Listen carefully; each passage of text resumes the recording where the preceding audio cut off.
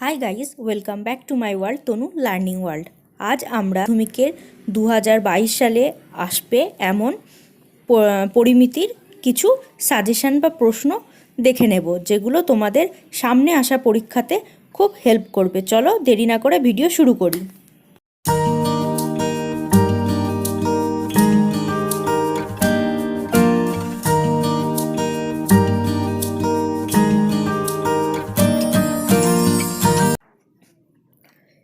প্রতিটি প্রশ্নের মান 1। সমকোণী চৌপলের কর্ণের সংখ্যা ড্যাশ। একটি ঘনকের একটি কর্ণের দৈর্ঘ্য a√2 একক হলে ঘনকটির সমগ্রতলের ক্ষেত্রফল ড্যাশ একক। 2√6 সেমি বাহুবিশিষ্ট দুটি ঘনককে পাশাপাশি রাখলে উৎপন্ন আয়ত ঘনকটির কর্ণের দৈর্ঘ্য কত হবে? 4 নম্বর, দুটি ঘনকের ধারগুলির দৈর্ঘ্যের সমষ্টি 36 সেমি, ঘনকটির আয়তন কত হবে? একটি ঘনকের সমগ্রতলের ক্ষেত্রফল ও আয়তন সাংখ্যমানে সমান হলে ঘনকের বাহুর দৈর্ঘ্য কত হবে? 6 নম্বর, একটি ঘনকের বাহুর দৈর্ঘ্য দ্বিগুণ করা হলে তার আয়তন পূর্বের 4 গুণ হবে। সত্য না মিথ্যা? একটি লম্ববৃত্তাকার চোঙের উচ্চতা এবং ব্যাস সমান। চোঙটির আয়তন 2156 ঘনসেমি হলে চোঙটির ব্যাসার্ধ কত হবে? একটি লম্ববৃত্তাকার চোঙের বক্রতলের ক্ষেত্রফল যত বর্গমিটার, চোঙটির ঘনফল তত ঘনমিটার, ভূমিটির ক্ষেত্রফল কত হবে? 9 নম্বর, একটি লম্ববৃত্তাকার চোঙের ভূমির ব্যাস তার উচ্চতা h এর সমান। সমগ্রতলের ক্ষেত্রফল k/h² বর্গ একক, k এর মান কত হবে? একটি নিরেট লম্ববৃত্তাকার চোঙের তল সংখ্যা ড্যাশটি। 11 নম্বর, একটি লম্ববৃত্তাকার চোঙের ভূমির ব্যাস ও তার উচ্চতা সমান হলে আয়তন πr3। সত্য না মিথ্যা? দুটি নিরেট অর্ধগোলকের বক্রতলের ক্ষেত্রফলের অনুপাত 25:16 হলে তাদের আয়তন কত হবে? একটি নিরেট অর্ধগোলকের সমগ্রতলের ক্ষেত্রফল ও সমতলের ক্ষেত্রফলের অনুপাত কত হবে? একটি নিরেট অর্ধগোলকের সমগ্রতলের ক্ষেত্রফল 147 পাই বর্গসেমি হলে ওই অর্ধগোলকের ভূমির ব্যাসার্ধের দৈর্ঘ্য কত হবে? একটি নিরেট অর্ধগোলকের সমতলের সংখ্যা কত? 16 নম্বর, একটি গোলকের ব্যাসার্ধ r একক হলে আয়তন হবে ড্যাশ। একটি অর্ধগোলকের ব্যাস এবং সমতলের পরিধির দৈর্ঘ্যের অনুপাত 1:π+2। দুটি নিরেট অর্ধগোলকের আয়তনের অনুপাত 1:8 হলে তাদের বক্রতলের ক্ষেত্রফলের অনুপাত 1:4 হবে। একটি শঙ্কুর ব্যাসার্ধ উচ্চতা উভয়ই দ্বিগুণ করা হলে শঙ্কুটির আয়তন কত বৃদ্ধি হবে পূর্বের আয়তনের তুলনায়? একটি নিরেট লম্ববৃত্তাকার শঙ্কুর আয়তন v হলে ভূমির ক্ষেত্রফল a হলে শঙ্কুর উচ্চতা কত হবে? এ হচ্ছে 1 নম্বরের।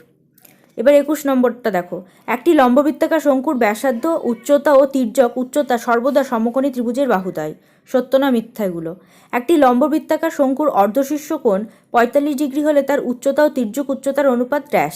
একটি লম্ববৃত্তাকার শঙ্কুর তির্যক উচ্চতা 15 সেমি ও ভূমিতলের ব্যাসার্ধের দৈর্ঘ্য 16 সেমি হলে শঙ্কুর পার্শ্বতলের ক্ষেত্রফল কত হবে? একটি শঙ্কুর তির্যক উচ্চতা ও উচ্চতা উভয়ই দ্বিগুণ করা হলে শঙ্কুর আয়তন কত বৃদ্ধি পাবে পূর্বের তুলনায়? একটি শঙ্কুর উচ্চতা তার ব্যাসার্ধের দ্বিগুণ। এই শঙ্কুটির ব্যাসার্ধ দ্বিগুণ এবং উচ্চতা অর্ধেক করা হলে শঙ্কুর আয়তন হবে পূর্বের শঙ্কুর তুলনায় ড্যাশ গুণ। r একক ব্যাসার্ধ বিশিষ্ট একটি নিরেট গোলককে গলিয়ে r একক উচ্চতার একটি নিরেট শঙ্কু তৈরি করা হলো। শঙ্কুটির তির্যক উচ্চতা কত হবে?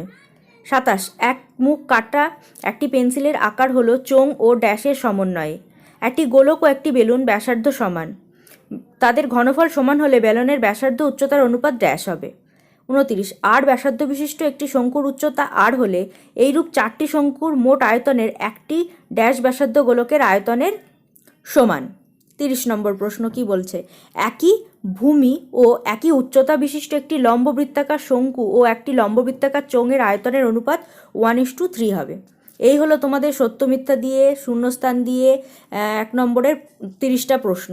এরপর আমাদের 2 নম্বরের প্রশ্ন আছে, যেগুলো আমরা দেখে নেব। তোমরা এগুলো প্র্যাকটিস করতে থাকো, তোমাদের খুব হেল্প করবে 2022 সালের মাধ্যমিক পরীক্ষা দিতে। আমার চ্যানেলটিকে লাইক, শেয়ার এবং সাবস্ক্রাইব করে রাখো। আমি আরও সাজেশান আপলোড করে দেব তোমাদের সুবিধার জন্য। চলো 2 নম্বরের প্রশ্নগুলো আমরা ফটাফট দেখে নিই। একটি আয়ত ঘনকের প্রতিটি তলের কর্ণের দৈর্ঘ্য 8√2 মিটার হলে ঘনকটির কর্ণের দৈর্ঘ্য কত? দুটি ঘনকের আয়তনের অনুপাত 1:8 হলে ঘনক দুটির সমগ্রতলের ক্ষেত্রফলের অনুপাত কত হবে? একটি ঘনকের প্রতিটি ধারের দৈর্ঘ্য 20% বৃদ্ধি পেলে ঘনকটির আয়তন শতকরা কত বৃদ্ধি পাবে তা নির্ণয় করো।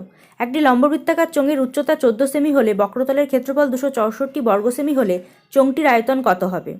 5 নম্বর, লম্ববৃত্তাকার চোঙের আয়তন ও বক্রতলের ক্ষেত্রফলের সাংখ্যমান সমান হলে চোঙটির ব্যাসার্ধ কত হবে? হচ্ছে 5 নম্বর। এবার চলো 6 নম্বর প্রশ্ন দেখি।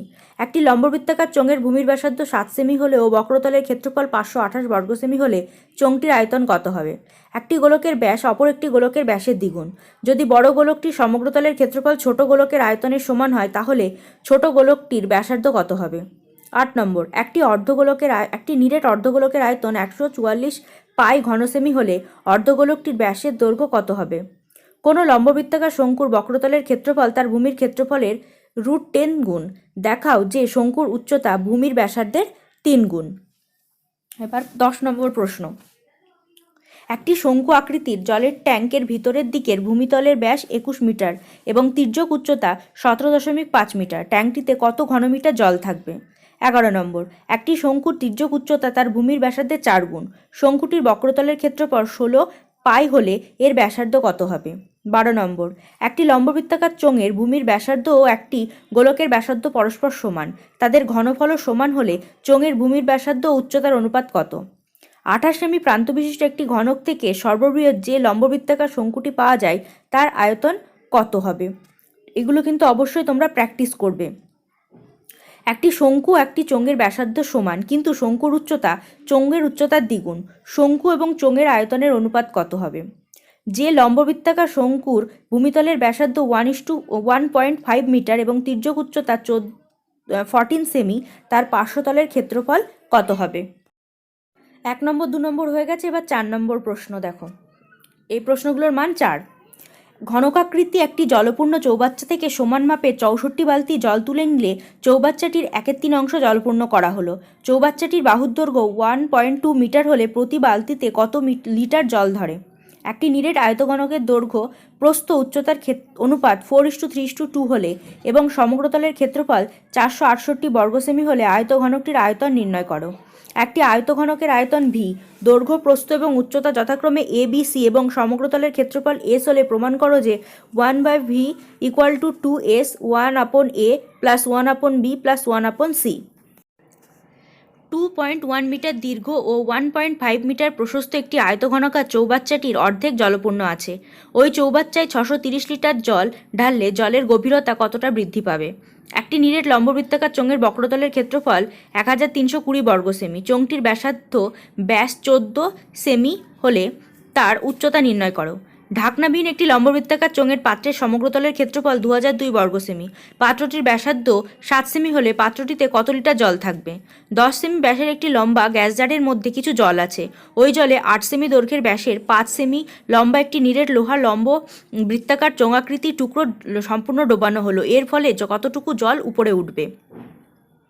একটি তারের প্রস্থ 50% কমানো হলো। আয়তন অপরিবর্তিত রাখতে হলে তারটির দৈর্ঘ্য কত শতাংশ বাড়াতে হবে?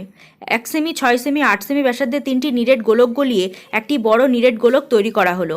বড় গোলকের ব্যাসার্ধ ও সমগ্রতলের ক্ষেত্রফল নির্ণয় করো। একটি অর্ধগোলাকৃতি গম্বুজের ভূমিতলের ব্যাসার্ধের দৈর্ঘ্য 42 ডেসিমি। গম্বুজটির উপরিতল রং করতে গিয়ে প্রতি বর্গমিটার 35 টাকা দরে কত খরচ পড়বে? 14 সেমি দৈর্ঘ্যের ব্যাসার্ধের একটি ভূগোলকের অক্ষটির বক্রতলের 0.7 দৈর্ঘ্যের ব্যাসার্ধ বিশিষ্ট দুটি বৃত্তাকার ছিদ্র করা হয়েছে। ভূগোলকের গোলাকার অংশের ধাতব পাত্রের ক্ষেত্রফল কত? বারবার বলছি এগুলো প্র্যাকটিস করো এবং প্রথম থেকে শেষ পর্যন্ত ভিডিওটি দেখো এবং খাতা এগুলোকে তুলে রাখো। একটি লম্ব আকৃতির পর্বতের তির্যক উচ্চতা 7 সেমি এবং সমগ্রতলের ক্ষেত্রফল 147.84 বর্গ সেমি। শঙ্কুটির ভূমির ব্যাসার্ধের দৈর্ঘ্য নির্ণয় করো। 18 সেমি ব্যাসার্ধ বিশিষ্ট বৃত্তাকার কাগজের টুকরো থেকে একটি বৃত্তকলা কেটে নেওয়া হলো যা কেন্দ্রে 120 ডিগ্রি কোণ উৎপন্ন করে। এটিকে এমনভাবে ভাঁজ করা হলো যাতে প্রান্তিক ব্যাসার্ধ দুটি একসঙ্গে মিলে একটি শঙ্কু তৈরি করে। ওই শঙ্কুটির আয়তন নির্ণয় করো। 14 নম্বর, লম্ব বৃত্তাকার শঙ্কু আকৃতির একটি তাঁবু তৈরি করতে 77 বর্গমিটার ত্রিপল লেগেছে। তাঁবুটির তির্যক উচ্চতা যদি 7 মিটার হয় তবে তাঁবুটির ভূমিতলের ক্ষেত্রফল কত? কোনো লম্ববৃত্তাকার শঙ্কুর বক্রতলের ক্ষেত্রফল 204.27 বর্গ সেমি এবং 12 উচ্চতা সেমি। এর আয়তন কত? 16 নম্বর প্রশ্ন। একটি নিরেট লোহার গোলকের ব্যাসার্ধের দৈর্ঘ্য 12 সেমি হলে ওই গোলকটি গলিয়ে 2 সেমি ব্যাসার্ধ এবং 3 সেমি উচ্চতা বিশিষ্ট কয়টি শঙ্কু আকারের বস্তু তৈরি করা যাবে? 16 সেমি ব্যাসের আংশিক জলপূর্ণ একটি লম্ববৃত্তাকার চোঙের ভিতরে 6 সেমি ব্যাসার্ধের কটি গোলক ফেললে চোঙের জলতল 9 সেমি উপরে উঠবে? 12 সেমি ব্যাস বিশিষ্ট চোঙাকৃতি পাত্র আংশিক জলপূর্ণ আছে। একটি কঠিন গোলাকৃতি বল ওই পাত্রে ডোবানোয় জলস্তর 1 সেমি উঠলে বলের ব্যাস কত হবে? একটি